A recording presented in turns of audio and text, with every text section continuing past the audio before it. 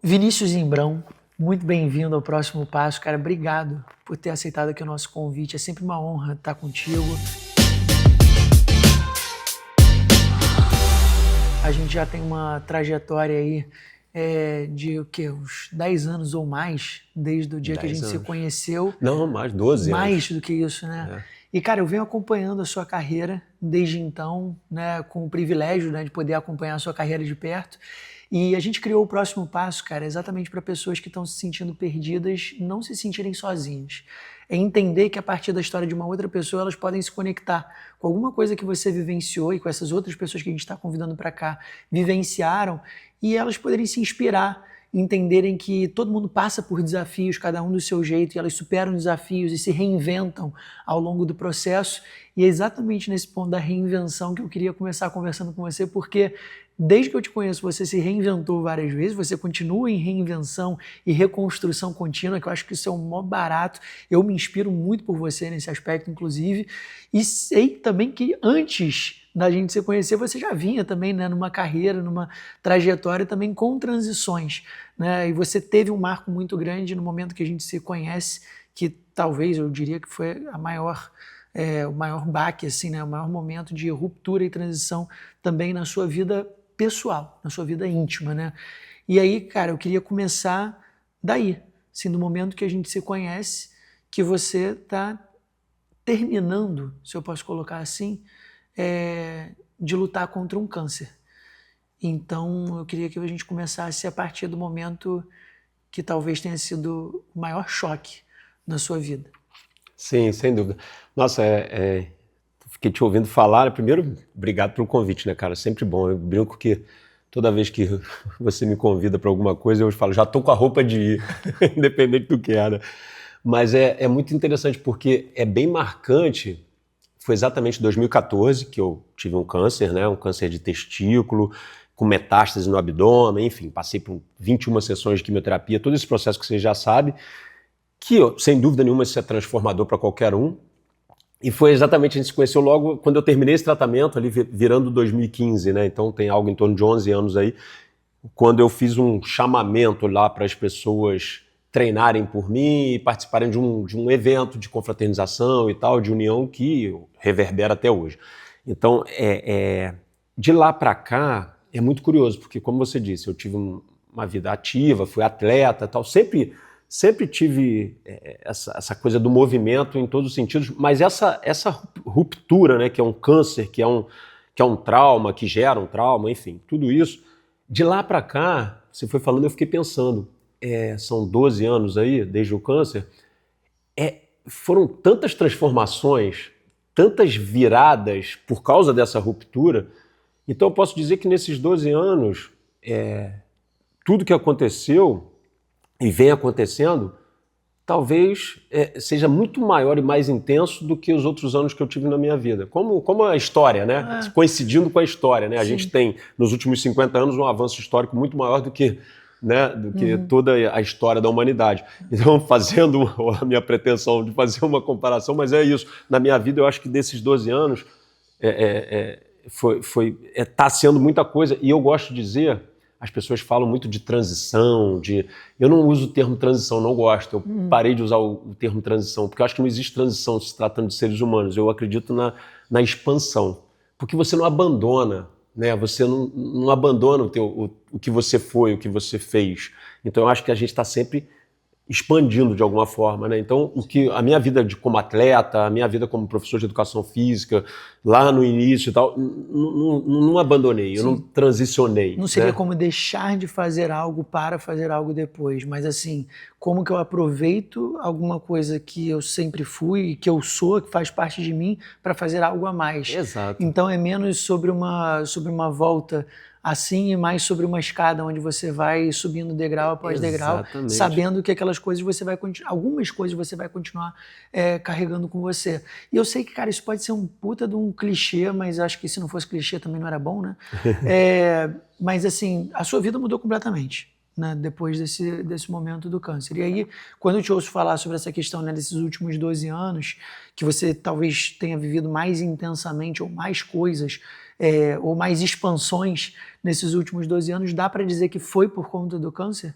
Assim, desse momento que você teve o maior choque da tua vida, você falou assim, caralho, botei a vida em perspectiva agora, se eu não viver exatamente o que eu gostaria de viver, eu não sei se eu vou estar sendo justo, honesto, correto comigo mesmo. Sem dúvida, Pirim. Eu acho não, né? Quando você tem um contato real com a morte e um câncer te põe em contato real com a morte, a gente tem dificuldade de falar nisso, né? Falar de morte, a gente foge, né? Com a coisa que é a mais certa do mundo, né? A única certeza que a gente tem é que a gente vai completar o ciclo e vai sair daqui, ninguém vai ficar. E a gente tem dificuldade de lidar com isso. Então, eu acho que até por uma questão de sobrevivência, a gente vai protelando, vai jogando isso para frente e não fala sobre isso. E aí, quando você tem um contato real com a morte, ainda sendo uma pessoa jovem, né? Eu tinha 39 para 40 anos. Então, assim, 39 anos, você... Opa, peraí, isso acaba, né? Isso acaba mesmo. E aí, óbvio que isso é transformador. Óbvio que você olha a vida de outra forma. Fala, peraí, vou perder tempo? Eu vou... Né? E aí, não sei, cada pessoa responde de uma forma. Você pode, de repente, deprimir e falar, não, eu quero acabar logo com isso, vou sair logo de cena. Ou você, cara, eu quero aproveitar esse tempo que eu tenho aqui. E isso é até um slogan que eu criei, que é o Viver Inspira a Cura, né? Que é uma expressão que desde essa época eu criei e hoje é um movimento que eu uso, que é exatamente isso. Você aproveitar esse tempo que está aqui, né? Que é o que a gente tem de real nesse momento, e de forma efetiva e objetiva que isso vale a pena, e não você assinar uma sentença, né? Porque o câncer tem isso, né? E os papas da medicina e tal, tinha até alguns anos, você vai ter 6 meses de vida, você vai ter... E aí, quem é esse ser humano que te dá uma sentença? Como, na verdade, eu posso sair daqui e morrer, não quero não, mas eu posso sair daqui e morrer. Né? A gente não sabe isso. Então é uma questão de perspectiva, né? Quando você coloca, pô, daqui a 6 anos você vai morrer. Não, eu posso morrer antes disso. Então, quem é você para dizer que eu vou morrer daqui a 6 meses? Ou posso morrer daqui a 10 anos. Parece que a gente, enquanto ser humano, fica esperando, de maneira até meio perversa, meio pervertida, assim, acontecer alguma coisa muito grandiosa, seja para bem ou para mal, para poder tomar uma decisão que antes a gente não tinha coragem de tomar. Exatamente. Né? No seu caso, é um caso muito extremo, porque é esse contato direto com a morte, que é a coisa que a gente não consegue explicar e a gente fica tentando protelar ou fugir dela, né? Toda essa questão de inteligência artificial e tudo que a gente vai criando enquanto ferramenta e mecanismo, na verdade são distrações da morte, né? Somos todos Sísifo tentando confundir e enganar a morte aqui de algum jeito, mas ela é inevitável, ela vai chegar de alguma maneira ou de outra. E aí a gente fica esperando, né? Tem uma frase que eu costumo dizer, que o ser humano ele faz drama para evitar a tragédia. Né? A gente vai se preenchendo de pequenas distrações na vida para evitar alguma coisa que é o trágico, que seria o mais difícil, né, da gente encarar, mas que você foi posto à prova de tipo, cara, não tem tempo, não tem espaço. Qual foi? E aí, assim, a partir disso, o que você mudou, cara, na tua vida drasticamente, que você passou, inclusive, a dizer para as pessoas, cara, não deem por garantido, né? Tem essa expressão em inglês que é o take it for granted, né? Não deem por garantido, não tomem como dado as coisas que vocês têm, né? Valorizem, aproveitem. Quais foram, assim, os grandes aprendizados que saíram disso, que hoje você passa para as outras pessoas e que não fazem você perder mais tempo, entre aspas, e viver a vida do jeito que você gostaria de honrar, né? A sua própria história? Olha, eu acho que alguns aspectos assim que mudaram, que coincidem também com o processo de amadurecimento, eu acho, né? Então, assim, enfim, não sei se naturalmente, talvez... Eu acho que não, talvez não. Que é o seguinte, eu sempre fui um atleta competitivo, poxa, fazia um esporte totalmente insalubre, né? Que é a corrida de aventura, que você fica uma semana no meio do mato, sem comer, sem dormir, sem beber água, né, sobrevivência na selva, aquela coisa, né? Para quem não conhece, pesquisa um pouco lá, corrida de aventura mesmo, não é corrida de montanha, é corrida de aventura, que é uma coisa expedicionária, que você sai com a mochilinha, valeu, e volta daqui a 5 dias do jeito que deu. Caramba. Então eu fiz isso durante 10 anos da minha vida, fui para a China, para Nova Zelândia, competi na melhor equipe brasileira, enfim, a minha vida era permeada por isso, por treinar e me preparar. E o câncer veio justamente, eu ainda estava no auge ali, né, de 2014, ou melhor, 2004 a 2014, foram 10 anos, e aí veio o câncer. E aí por que eu estou contando isso tudo? Porque de lá para cá, esse contato real com a morte E olha que eu tinha contato com a morte todo o tempo fazendo corrida de aventura, Claro. mas é adrenalina, é prazer. Mas quando vem o câncer e tal, eu desenvolvi em mim um instinto de autopreservação muito maior, no sentido de que isso vale a pena, porque, por exemplo, hoje em dia eu tenho uma viagem para o exterior, uma viagem importante, né? Férias ou trabalho, o que for. Antigamente eu saía treinar mountain bike de manhã, fazia uma trilha, papapá, e à noite pegava um voo. Hoje em dia eu penso, se eu cair de bicicleta, se eu quebrar um braço, um ombro, eu vou estragar a minha viagem. E a bicicleta é uma paixão, uma coisa que eu gosto, mas a viagem vai ser uma paixão maior. Então eu ponho em escala as paixões que podem me pôr em risco. É uma paixão também andar de bicicleta? mas não faz sentido eu me expor agora a me machucar, porque eu tenho uma viagem que é uma paixão também, que eu quero estar lá. Entendi. Então eu acho que, não sei se eu fui claro, mas eu acho que... Eu acho que é uma questão de percepção e perspectiva. Exatamente. Né? Assim, eu ter a capacidade de olhar as coisas um pouco mais no longo prazo e, né, assim, ter a percepção do que é a prioridade. Sim. Então, se você consegue distinguir, né, fazer essa distinção entre essas duas coisas, você consegue viver uma vida mais saudável, porque o teu estresse, né, que o estresse tanto o mental, né, do tipo assim, caraca, e se acontecer alguma coisa, ele vai ser de alguma forma mitigado porque você se planejou melhor para não fazer alguma coisa que pode te causar um mal, para você no médio e longo prazo ter uma experiência mais positiva. Então acho que você resolveu isso de alguma maneira para você a partir desse choque gigantesco que você teve na tua vida. Quando eu não sei se isso acontece, mas quando você vê alguém reclamando muito da vida, você fica meio puto, assim, do tipo, caralho, pô, essa pessoa tá reclamando, não tem nada do que reclamar. Nossa, porque, pô... Isso é a maior dificuldade, porque, assim como você, eu também sou psicanalista, estudo a psicanálise, uma coisa que eu já estudo, sei lá, há 5 anos de forma bem profunda, mas eu faço terapia há 20, com a mesma psicanalista há 10, então a psicanálise está sempre ali há bastante tempo, mas eu tento o não julgamento, né? Eu tento respirar fundo e tal, mas é algo que me atravessa, que quando a pessoa vem eu falo... Porque é óbvio que cada um tem uma dor, né? Cada um olha, as dores não são, né? Não dá para comparar dores, né? Não são comparáveis. Mas eu falo, putz, isso é merda, né? Putz, isso é besteira, né? Eu penso, mas aí fica ali dentro de mim, dá uma irritada. Se for, é óbvio, num tratamento, num processo terapêutico, eu tenho que ser um profissional e não julgamento e olhar a dor e o sintoma daquela pessoa. Mas no dia a dia, nas conversas... Putz, Mas você passa por isso com você também? Às vezes você se vê reclamando muito de uma coisa que está te travando de fazer outra, e você fala assim, cara, preciso sair desse lugar para dar um próximo passo aqui. Pô, mas é rápido hoje em dia. Como é que você faz? O que você descobriu assim, de ferramenta em você que faz com que você consiga sair disso para um outro estado mental e emocional? Alguns aspectos. Eu sempre fui muito agitado, ansioso, você vê que eu gesticulo, estou até me contendo aqui, estou até gostando. Como jornalista, é a maior dificuldade para mim, muito gesto, muita mão, mas eu sou agitado, a minha cabeça, né, o esporte, a atividade física, mas eu consegui, e aí volta a mesma direção, os mesmos diretores do que eu falei sobre autopreservação, tem tudo a ver. Eu aprendi a otimizar o meu tempo e a minha energia. Eu aprendi isso depois do câncer. Então isso vem melhorando cada vez mais. A meditação me ajudou muito com isso. A meditação me trouxe esse lugar de presença. Então, por exemplo, eu antes do câncer, um exemplo, chegar para eu tinha que estar otimizando o meu tempo de uma maneira utilitarista o tempo todo. Vamos supor, eu tenho um voo às 7, vou chegar 3 horas antes. Não precisa chegar 3 horas antes, chegava 2 horas e meia antes, para poder... Por que eu vou chegar antes? Vou ficar fazendo o que lá?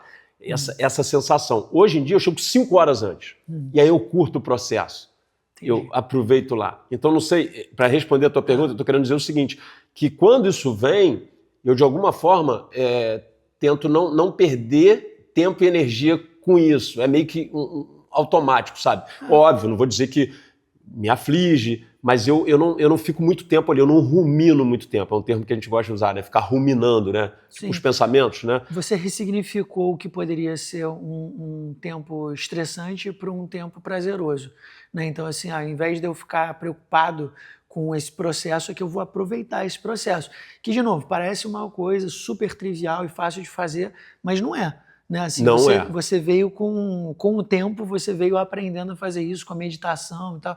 Teve alguma escola assim, de meditação que você fez? Você aprendeu por conta própria, com um vídeo no YouTube, escutando podcast?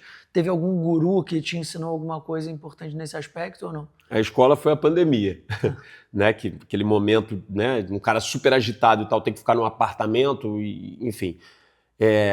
E eu experimentei todas as formas que eu pude, assim, aplicativos, uso de mantras sonoros, uso de respiração, uso do visual. Então, assim, eu quis experimentar de tudo para entender, porque o que é a meditação? Nada mais é do que a gente não embarcar no pensamento. Não é não pensar, né? As pessoas acham, não pensar. Não existe, não vou não pensar, não existe.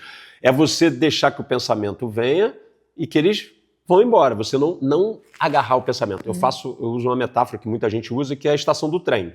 Você está na estação do trem, está sentado no banco, observando os trens. Eles chegam, pessoas entram, pessoas saem, eles saem, mas você continua sentado no banquinho, você não pega nenhum trem. A meditação é exatamente isso, você não pode pegar nenhum trem, você não pode pegar nenhum pensamento, porque senão daqui a pouco você está querendo pagar a conta no aplicativo, ver o que vai comer amanhã. Não, você está sentado observando.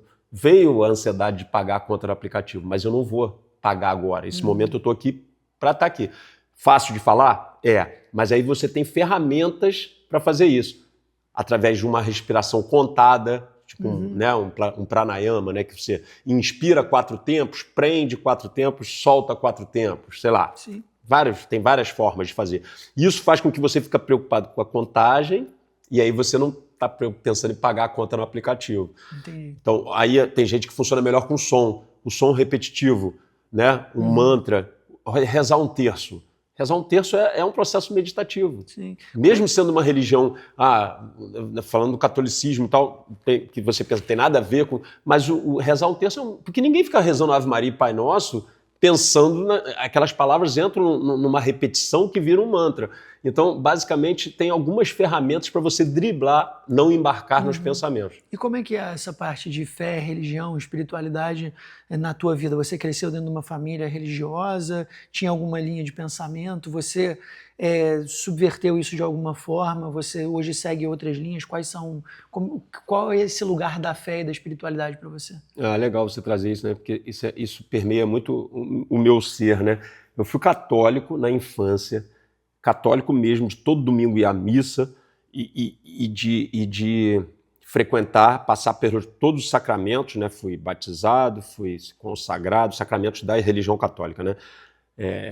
Crismado, só ainda não casei, nem vou casar na igreja pela religião católica, eu vou chegar lá por quê, e ainda não morri, né? Passar pelo processo, né, da extrema unção, enfim, nem sei qual, nem lembro bem esses sacramentos todos, mas eu tomei uma aversão e um ódio da religião católica e a maioria das religiões, assim, o ódio é forte, mas porque a religião, o catolicismo, na minha infância e adolescência, permeou, assim como as religiões judaico-cristãs, né, a coisa da culpa, essa relação com a culpa e com o pecado.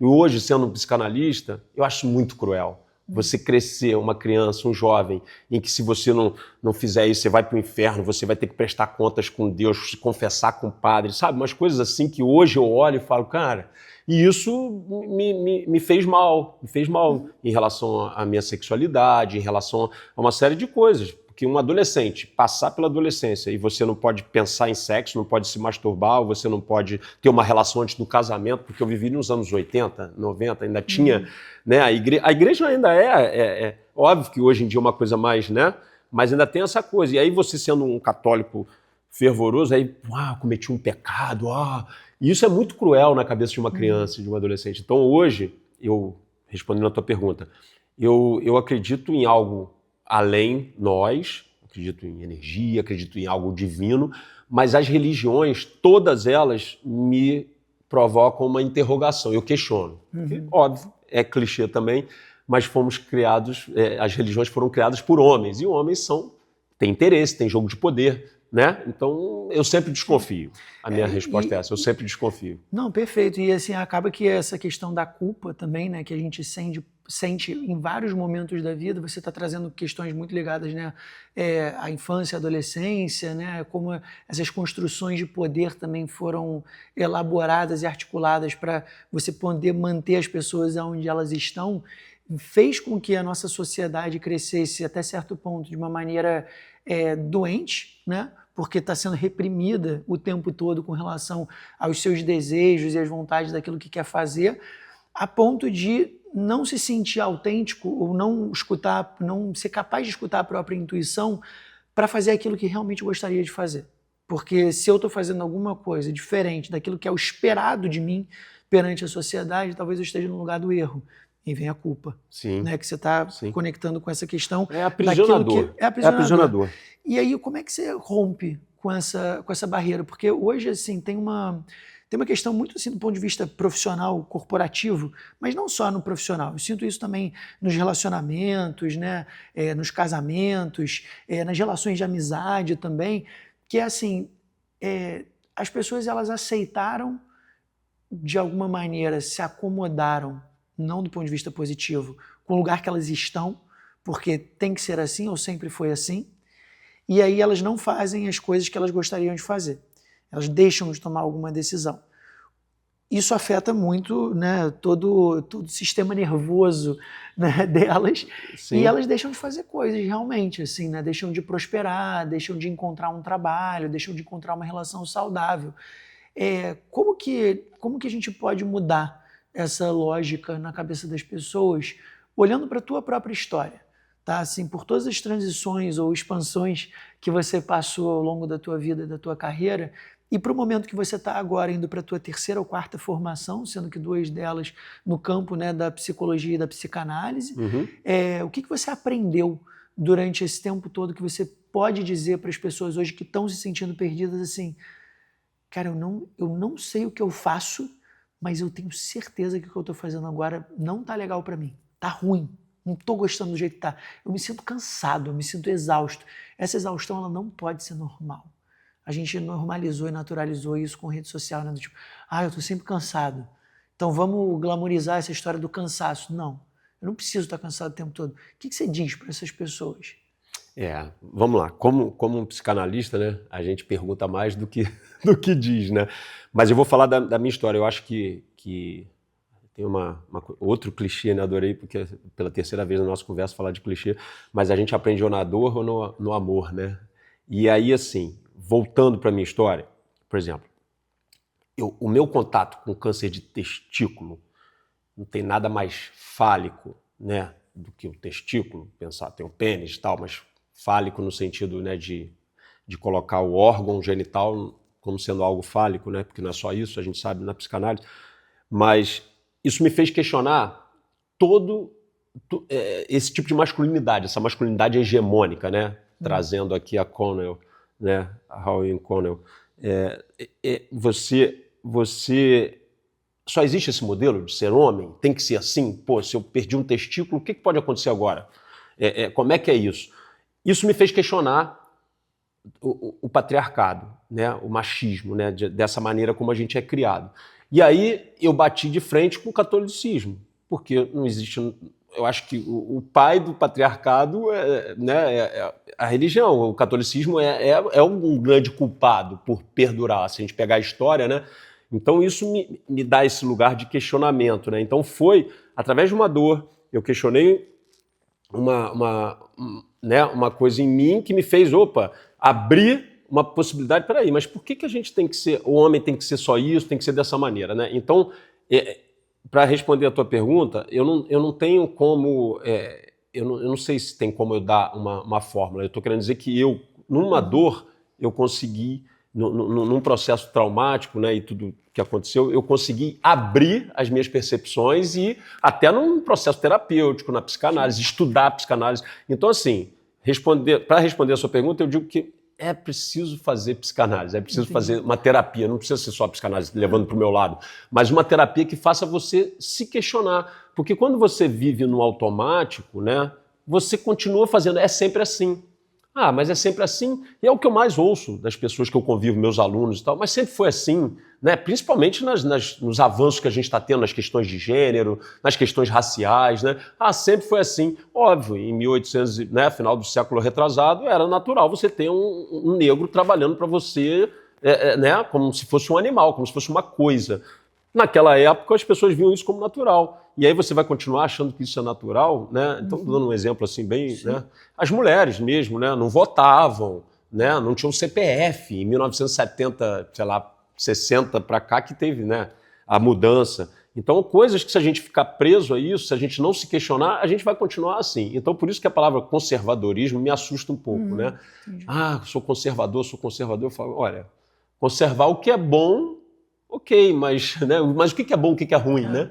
Mas talvez porque as pessoas tenham medo de mudança, né? Eu não sei se é exatamente isso. Assim, quando eu estou fazendo essa pergunta, eu estou pensando menos em fórmulas ou forma, né? E mais em forma que a gente possa passar para as pessoas do ponto de vista ferramental e do ponto de vista do questionamento, que você falou, que eu acho que é o mais importante. Porque hoje a gente está numa sociedade, né, numa sociedade midiática, também pensando em mídia social, que ela é totalmente pautada por opiniões, só opiniões, né? Todo mundo tem uma opinião e todo mundo tem uma ferramenta que pode dar uma opinião e se sente muito importante dando essa opinião. Mas a gente tem muito pouco espaço para o questionamento. Como é que você tem visto isso assim, no teu dia a dia, do espaço para o questionamento? Você acha que as pessoas elas estão mais avessas assim, ao questionamento, ou você sente que existe um espaço para construir um lugar de pergunta e questionamento e provocação? Você acha que as pessoas estão fugindo cada vez mais disso ou está ficando muito polarizado? Qual que é a tua percepção assim, em relação ao mundo? E se a gente consegue melhorar de alguma maneira essas nossas relações que se tornaram muito opinativas e pouco questionadas a ponto de construir em cima. Escutei de alguém há pouco tempo falando sobre teorias da conspiração, que antigamente tinha teoria da conspiração. Hoje em dia só tem conspiração. Não tem mais teoria, não tem nem mais a teoria. Nem usa esse termo, não tem mais a teoria, não tem mais o pensamento por trás daquela conspiração, por mais que fosse uma conspiração. Agora é só assim, eu quero conspirar contra ou com alguma coisa, mas eu nem penso sobre aquilo que eu estou conspirando. Eu não tenho uma teoria, eu não tenho uma tese, eu só tenho uma vontade maluca de colocar uma dor para fora. E dentro da psicanálise a gente fala muito do conceito de sublimação. Né? Eu queria saber assim, como que foi o teu processo de sublimar determinados aspectos na tua vida. O que você pode dizer para pessoas também que estão passando por um momento de dor, que podem transformar essa dor em sublimação e não necessariamente em formas mais violentas e agressivas, indo para o campo destrutivo, né, da coisa. Porque raiva a gente também demoniza, mas não é uma coisa ruim. Sim. Mas queria te ouvir. Vamos lá. Vamos por etapas, né? Eu acho que tem duas coisas. Eu quero voltar um pouco na tua pergunta, quando você falou dessa coisa. Como é que eu lido, né, com essa coisa de estar falando com as pessoas e de tentar levantar questionamentos, se as pessoas estão abertas para esses questionamentos. Isso aí que você me trouxe. Isso me é caro, esse tema, porque eu vivi desde, sei lá, das eleições, né? Eu acho que todo mundo viveu isso, mas eu particularmente, por conviver num ambiente de pessoas com poder aquisitivo muito alto e tal, e eu permear esse ambiente, de pessoas brancas, hétero, pessoas normativas, dentro da normalidade e com poder aquisitivo muito alto, é difícil... E aí ouvir certas coisas, porque elas se sentem à vontade por eu ser branco também, ser uma pessoa que se enquadra na normatividade, as pessoas se sentem à vontade para falar muita besteira. Questões, né, de gênero, questões raciais, muita coisa. E aí isso começou a me gerar muita angústia, porque eu queria doutrinar todo mundo no que eu acredito, sabe? De direitos humanos e tudo que eu levanto, né, e pautas que eu acredito. Isso começou a me consumir muito. E aí eu comecei a ter que me tratar contra isso, porque eu comecei a eu vou viver sozinho ou só com as pessoas que pensam iguais a mim, né? Eu tive que dar uma aprofundada e começar a me distanciar de alguns temas para não haver desconexão e deixar que as pessoas, de alguma forma, eu plantasse um interesse e a pessoa querer saber mais sobre aquilo, mas não eu pregava. Olha só, papos que a gente ouve aí toda hora, né? Bolsa Família, cotas, temas que essas pessoas de extrema direita, que às vezes não são de extrema direita, mas estão num lugar de privilégio que elas não conseguem enxergar, né? É muito fácil. Vamos dar um exemplo prático do que a gente está vendo, a escala 6:1, né? É muito fácil você ser contra uma escala que você nunca trabalhou 6 dias por semana e descansou um dia só. É muito fácil você falar. Isso é um absurdo, né? Vai colapsar a economia. Na época da escravidão falavam a mesma coisa, né? Vamos abolir os escravos, vai colapsar a economia. Né? Isso é muito desumano. E aí você, pessoas próximas, que você convive, falarem isso, terem um pensamento isso começa a te machucar, porque você fala, cara, não quero mais conviver com essas pessoas que pensam dessa forma. Sim. Então, nesse momento atual, isso é muito pior, porque eu acho que as redes sociais e o algoritmo amplificaram muito e criaram só 2 polos, como se não houvessem pessoas que contemporizassem, né, o pensamento e pudessem chegar numa conciliação no meio do caminho. Você não precisa ser de esquerda ou ser de direita para ser humano. Eu acho que, sabe, você ser humano, você tem que ir lá na essência do que é ser humano. A gente não está aqui para destruir o outro, né? Então, eu sei lá, eu acredito nisso. Os extremismos, do modo geral, costumam ser péssimos, né? Para qualquer questão, assim. Exato. E por que tem que rotular? Aí o fato de eu levantar essa questão, é esquerdista, é esquerda, é lulista, não sei o que, as pessoas me colocam um rótulo. Gente, eu não estou discutindo posicionamento político partidário, né? É importante. As pessoas acham que tudo é partidário. Não é. São questões que eu acredito, que eu acho. Preservar o meio ambiente, né? Sim, porque de fato tudo é político. Tudo é político. Tudo é político e tudo é arte, né? Exato. Que nem Ai Weiwei diria.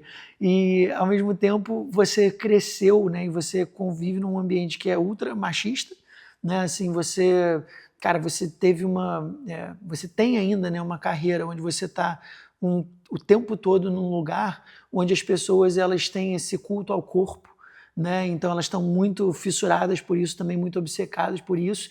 E cara, eu acho que você fez um movimento muito fenomenal de ruptura com isso, não no sentido do tipo de romper com, né, e assim deixar aquilo dali para trás. Você soube pegar uma coisa que é sua, um ambiente onde você está inserido, mas trazer outras provocações para ele. E o que eu queria tirar disso aqui agora contigo era o seguinte: eu tenho certeza absoluta que muita gente mesmo, principalmente gente mais jovem, né, adolescente que está em busca do que fazer, às vezes se sente inadequada.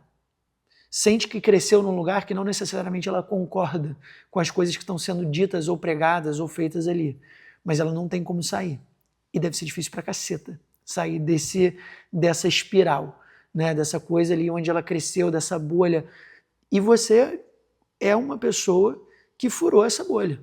Você conseguiu e consegue todo dia, né, em que você posta um vídeo, ou a partir do momento, inclusive, que você resolve, né, fazer uma formação em psicanálise, uma faculdade de psicologia, você rompe com o estereótipo do que seria, por exemplo, eu vou colocar aqui em palavras muito simplistas e superficiais, o que seria tido como um professor de academia, um treinador, ou alguma coisa do tipo, que é visto de uma maneira pejorativa, dentro dessa conotação ultra machista, né? E que você fala assim, não, mas por que o professor de academia, entre aspas aqui, precisa servir ao estereótipo daquilo que me enquadraram como o que eu tenho que ser?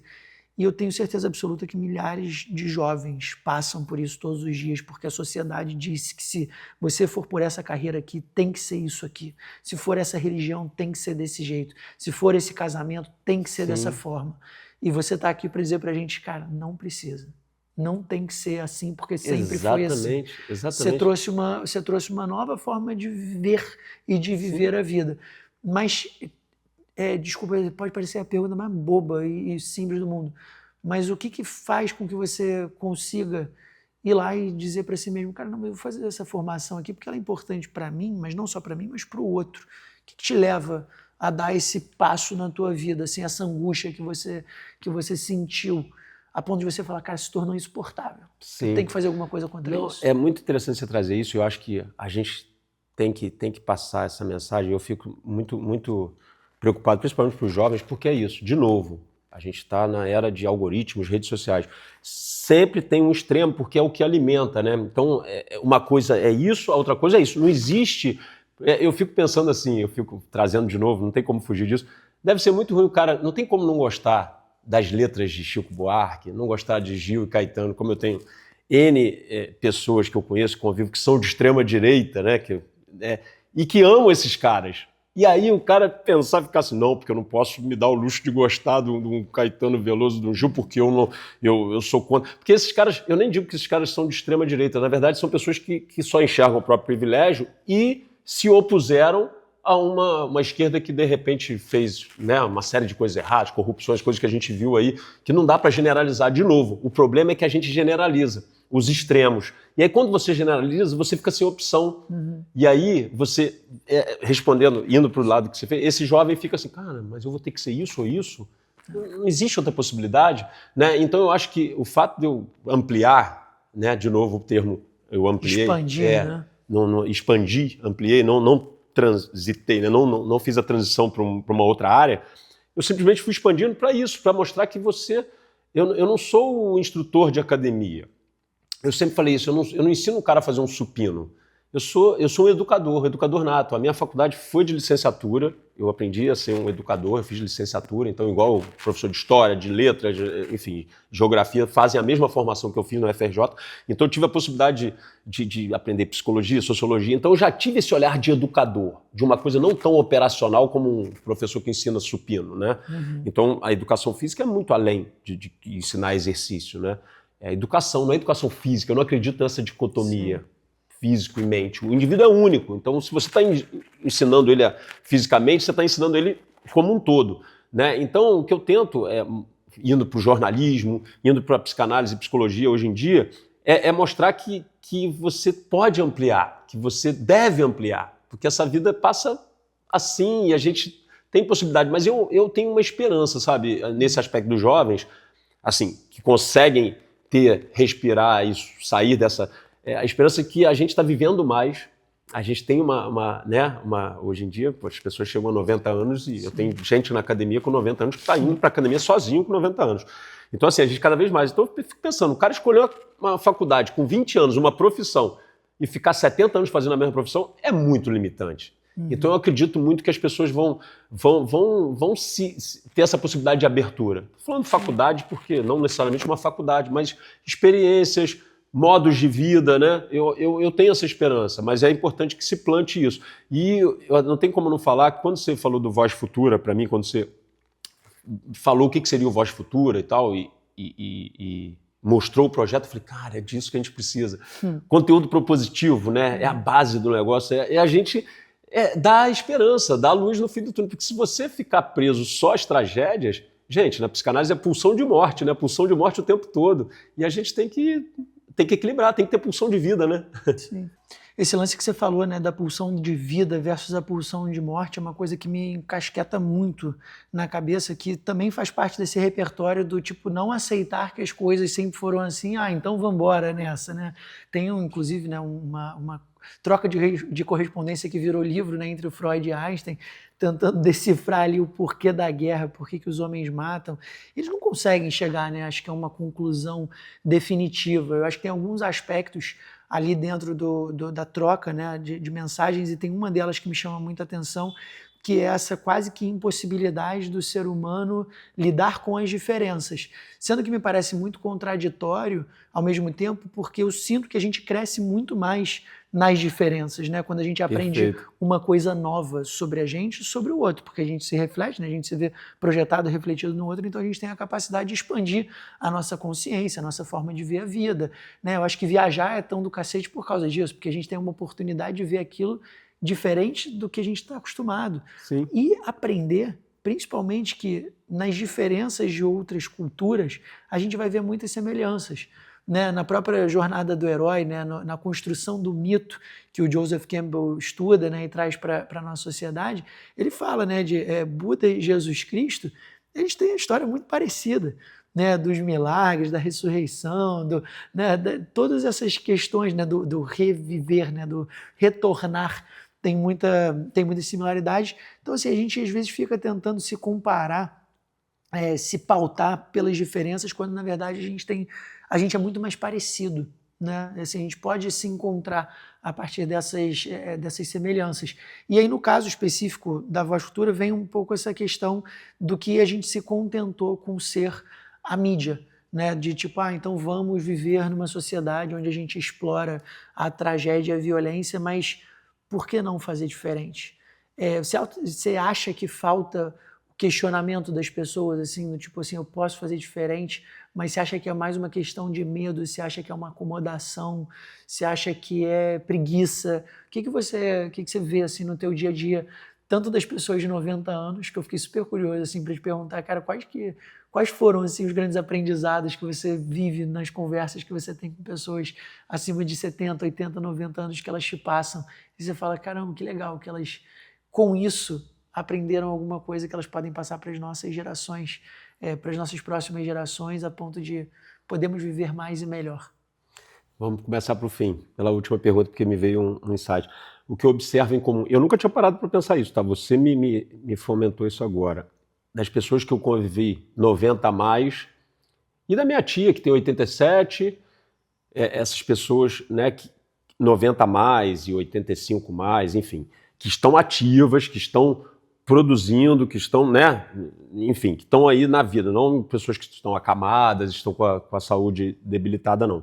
Mas essas pessoas que eu olho e falo, meu Deus, quero chegar lá, o que elas têm em comum, e agora me veio, eu não tinha parado, mas agora me veio essa reflexão, elas estão ligadas ao movimento, as pessoas nunca pararam de se movimentar, e elas estão ligadas à arte.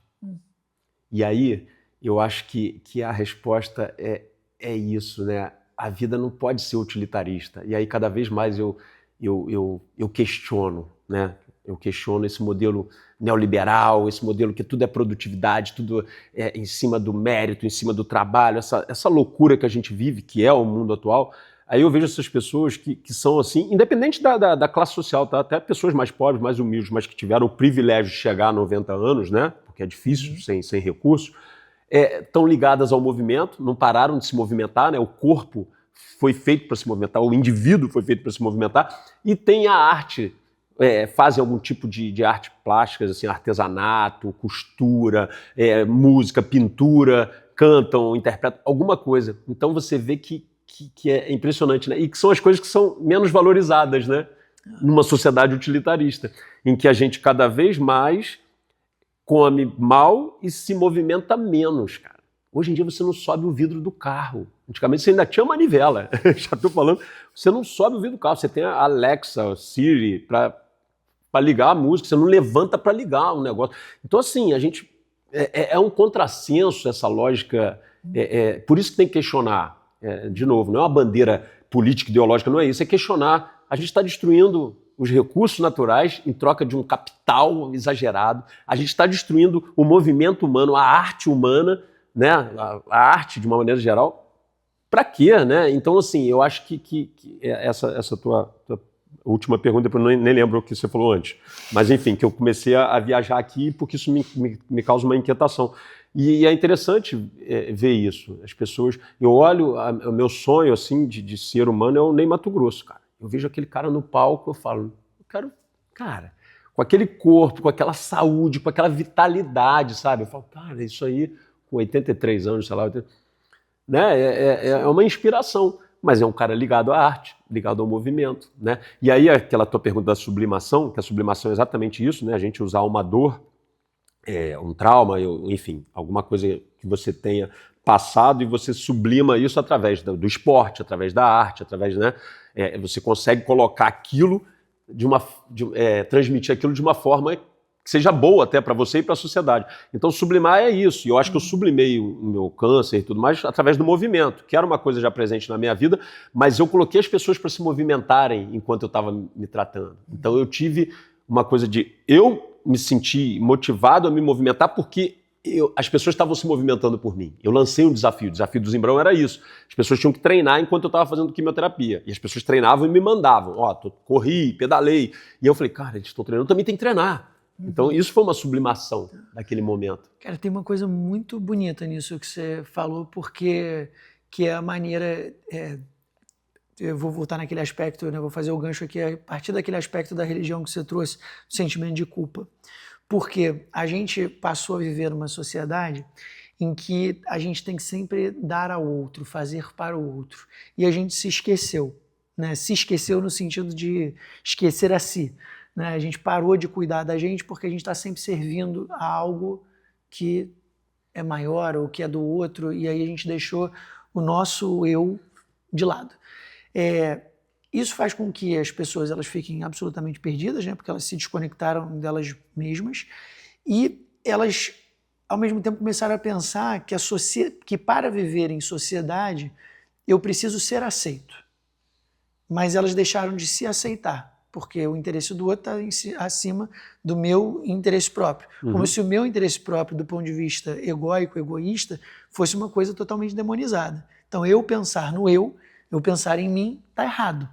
Né? Eu não posso fazer isso, porque senão eu estou sendo egoísta, eu estou sendo egocêntrico, e a gente usa essas palavras de maneira muito pejorativa na nossa sociedade. Se a pessoa pensa nela antes de pensar no outro, ela está errada. E o que você está me trazendo aqui enquanto reflexão do seu momento de superação é muito honesto, né, muito genuíno, porque você teve a capacidade e a humildade de juntar as duas coisas. Eu estou num momento aqui que é só meu, que é único, que é individual, em que eu preciso me curar. Então, eu preciso sublimar essa dor aqui. Como que eu faço isso? Mas você teve a visão também do coletivo. Como que eu faço as pessoas embarcarem nisso? E isso que eu acho que é a coisa mais bonita que você trouxe para mim aqui hoje. E eu queria que você, de alguma maneira, assim como, né, caminhando aqui para o nosso fim, trouxesse uma visão daquilo que você acha, mas daquilo que você aprendeu também e que você gostaria que outras pessoas percebessem, de como é possível, com o seu trabalho, com a sua forma de se relacionar com o mundo, existe essa capacidade de você trabalhar o eu, indivíduo, e o eu coletivo, que é exatamente o que a gente quer aqui com essa proposta de programa e de conversa. As pessoas que estão se sentindo perdidas não se sentirem sozinhas. O que você diz para essas pessoas a partir desses dois eixos, do indivíduo e do coletivo? Olha, assim, o que eu trago para mim e que eu observo, e óbvio que isso, eu levo isso para minha terapeuta, para minha psicanalista, né, que são as incoerências da vida, né? Eu vivo na incoerência, nós vivemos na incoerência. Pessoas como você, como eu, que são questionadores, que buscam autoconhecimento e que se preocupam com o outro, com o que está à sua volta, né, com a sociedade, enfim, a gente vai viver na incoerência. E o que eu estou querendo dizer?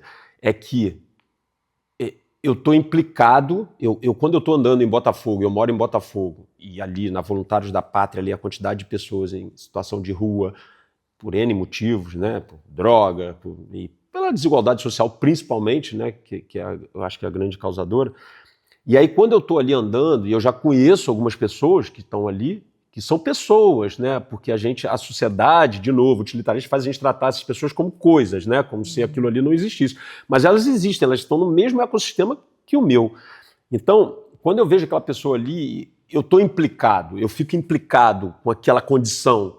Ajudo, faço a minha parte, dou comida, às vezes converso, né, pergunto, né, a gente está na correria no dia a dia, mas sempre que eu saio de casa eu olho aquilo bate em mim e me dá uma tristeza, uma preocupação e tal. E aí eu tenho que, por isso a incoerência, o termo que eu usei, eu tenho que respirar fundo e ir para a minha academia, lidar com pessoas que têm governanta, que têm helicóptero, que têm jatos e tal. Então, a incoerência está o tempo todo ali, me permeando. Mas eu não posso deixar que essa incoerência me torne um cara incoerente. A incoerência está presente na sociedade, onde há uma desigualdade social tremenda. Isso é inevitável. Mas a gente não pode deixar de estar implicado, de olhar para aquele indivíduo, é um ser humano, e de que forma eu posso minimizar isso ou questionar. Questionar um mundo melhor, um modelo melhor, porque a gente não pode pensar que sempre foi assim. Sempre foi assim? Sempre foi assim? Não, a gente tem que ser esses questionadores. E também não pode ser utópico achar que vai mudar o mundo, né? Mas se você consegue mudar as pessoas, essa pessoa que tem um jato, que tem governante em casa e tal, se eu consigo, de alguma forma, trazer essas percepções, porque eu sou esse canal. Ela já não enxerga aquele indivíduo ali, mas ela me enxerga, porque ela convive comigo. Então, se de alguma forma, de novo, não é doutrinar, não é porque não vai conseguir, mas de alguma forma eu trago esses valores Então, hoje em dia, eu acho que é a maneira que eu faço. Eu tento hoje ser a conexão dessas incoerências, sabe? As incoerências estão ali, eu tento ser essa conexão. É fácil? Não é. É doloroso? É pra cacete, porque às vezes eu chego, isso mexe comigo, me transforma, mas terapia tá aí para isso, né? Sobrecarrega a psicanalista lá. Perfeito. Então, eu acho que a gente tem que ser essa ferramentazinha, sabe? Se você consegue fazer essa aproximação, consegue diminuir essas incoerências, já é um ponto, sabe? Eu acho que é pensar pequeno mesmo, né? Eu penso no Bauman, né? Bauman da psicologia social, um cara que fala de comunidades, né? E assim, se você olhar, a gente surgiu de comunidade, as aldeias, né? As crianças eram da aldeia, não era do pai e da mãe, né? Se pegar as tribos, várias tribos e tal, em vários continentes, vários países, era assim que funcionava. Então, o sentido de coletividade, o indivíduo sobreviveu porque a gente não era a espécie mais forte, a gente foi a espécie que conviveu, que se juntou, e por isso a gente sobrevive até hoje. Então, assim, eu acho incoerente se a gente se lembrar disso, de que a comunidade fez a gente chegar até aqui, a gente viver num modelo de política, de governo, enfim, de mundo, em que é o individual. Então é incoerente, é a incoerência máxima. Então eu acho que a gente tem que diminuir essa incoerência, que a gente precisa do coletivo. Perfeito. E com a diversidade, que foi uma coisa que você falou lá atrás e que me chamou muito a atenção e que é muito importante. Porque é uma comunidade, mas a diversidade é crucial. Porque sem diversidade, se a gente for absolutista, se a gente for ditador, se a gente quiser limar uma existência de alguma espécie, a gente vai ser eliminado, porque a gente perdeu o principal, que o diverso é que faz a gente se adequar a esse mundo todo, né? Sim, assim, o maior exemplo disso está na natureza, né? Se você criar a monocultura. Se você tiver uma monocultura, exatamente, você vai morrer. Né? Mas a biodiversidade é o que faz a natureza perfeito. A gente é a natureza.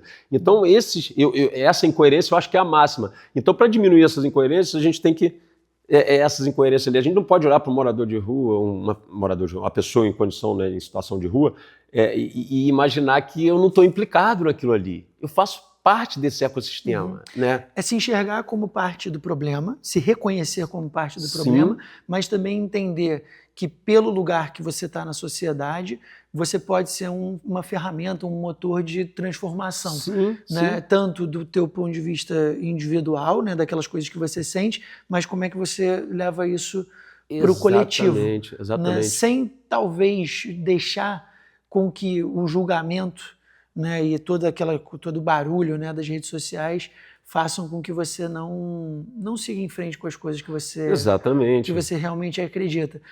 Olhando agora, última pergunta aqui e reflexão, né, que eu acho que é mais sobre refletir do que perguntar exatamente em busca de uma única resposta, é saber de você para onde você quer expandir hoje os seus conhecimentos e para onde você gostaria que outras pessoas também expandissem a sua forma de pensar. Para a gente deixar uma mensagem final exatamente para essas pessoas que estão se sentindo desconectadas, poderem ouvir e falar, cara, esse jeito de pensar ou esse jeito de questionar me provocou aqui uma mudança.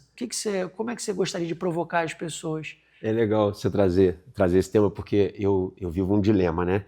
Porque eu cresci ouvindo que o ser humano tem que escrever um livro, plantar uma árvore e fazer um filho, né? De novo, imagina um adolescente ouvir isso e falar, ferrou, né? Não quero ter filho, não quero...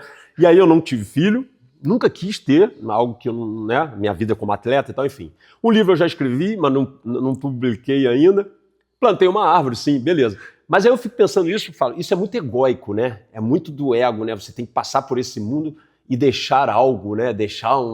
E aí, toda vez que eu me pego nisso, eu falo, mas por quê? Quem foi que disse que eu tenho que passar por esse mundo? É muito egocêntrico, muito você achar que você é muito importante, você tem que deixar alguma coisa aqui. A gente pode passar por aqui e simplesmente, puf. Eu acho que isso faz parte, é a vida, né? É um ciclo, né? Tem até um filme bom para recomendar, que é o Sonhos de Trem, que fala isso, um ser humano que passou pela vida, sofreu pra cacete e tal, e puf, acabou, não teve nada, não deixou nada, não tem nada, né? Então, quando eu vi esse filme, isso me impactou muito, e é para responder a tua pergunta, é que a gente não precisa, de uma forma egóica, achar que tem que deixar algo, tem que deixar o patrimônio, tem que deixar... Não, eu acho que isso é um pensamento muito egocêntrico, mas eu penso que, de alguma forma, eu quero deixar experiências para as pessoas, sabe? Experiências para que o mundo seja melhor, um mundo que eu acredite. De novo, que seja de comunidade, um mundo que preserve o meio ambiente, um mundo que respeite as diferenças e os outros. Simples, coisas simples. Está lá na Declaração Universal dos Direitos Humanos, que eu acredito. Então, a minha percepção é isso. Não de uma forma egóica, o que eu vou deixar aqui, mas eu, de alguma forma, se eu implicar a pessoa que eu conversei ali, uma pessoa em situação de rua, um aluno meu e tal, e de alguma forma, depois que eu não estiver mais aqui, ele se lembrar disso e pôr isso em prática, algo que eu acredite, que eu acho que seja melhor, é ok, até porque eu não sei, depois que eu morrer eu também não vou ter acesso a isso, né? Eu não acredito que vai ter isso, eu acredito que vira uma energia, uma luz, alguma coisa, mas que não a gente vai racionalizar isso. Sim. Não sei. Perfeito. Então eu penso nisso, eu acho que faça independente, sabe, de qualquer coisa, porque a gente, se você fizer pensando no que você vai deixar, ou no que, a gente volta ao judaico-cristão. Volta à questão de culpa e de relação. Estou fazendo isso porque eu sou um ser humano bom, porque eu quero meu lugar no céu. Não pode ser essa lógica. Eu não acredito que deva funcionar dessa forma. Tem que funcionar assim porque você acredita que o mundo vai ser melhor assim. E se as pessoas que vão continuar aqui, eu não posso pensar, vou destruir tudo e que se dane, eu vou morrer mesmo. Sim. Né? Mas cultive boas relações, né, e faça bem ao próximo, sim, né, sim, manter isso sempre acesa essa chama. Eu acho que é isso, independente de legado, de escrever um livro ou de seu nome ser citado nos anais que você nunca vai ver, porque você não vai estar mais aqui. Então faz independente, porque é o melhor, porque você vai fazer o bem. Show. Acho que é isso. Obrigado, meu irmão. Boa. Valeu. Eu agradeço. Cara. Obrigado.